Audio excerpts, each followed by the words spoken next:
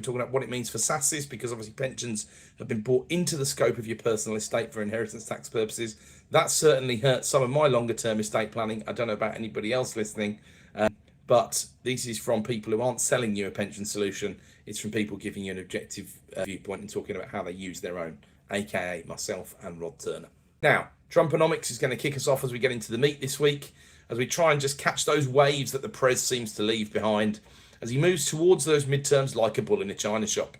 Quite a week as we were told that the UK's involvement and presence in reconnaissance missions in or around Greenland was labelled dangerous by the guy who can keep everyone safe. Presumably, as long as you don't live in Minnesota, that is. Now, in one of the least surprising headlines ever, Trump didn't like Starmer's visit to Beijing in the past week, the first one for 8 years from a UK Prime Minister, and it was labelled very dangerous. He's not particularly creative, is he, on that front?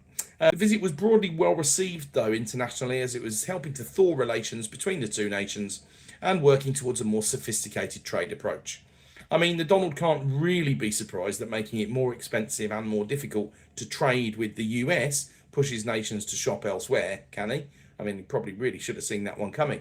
But I suppose he can, because he can do whatever he wants, and then generally he does, of course. But surely this is just rational behaviour from the UK, which is primarily being driven by the White House and its policy, and it's specifically its tariffs policy. But there we go. The Lib Dems, alongside Chatham House Research, have been pushing for the UK to establish an anti-coercion instrument, as it's known, an ACI, to protect themselves from this era of economic bullying, as it is becoming known. I don't like what you say or what you do, so I move to tariffs, or I yank deals that were on the table or already agreed, theoretically. It's a pretty fair representation of what's been going on, to be honest. So what would an ACI do? Well, if coercion is found in a sudden trade move, for example, one you announced on a social media platform, ministers could immediately impose retaliatory tariffs. They could block foreign investment, or well, I'm not sure that would be a great idea, but there we go. Or they could exclude that country's companies from UK government contracts without needing lengthy parliamentary approval for each step.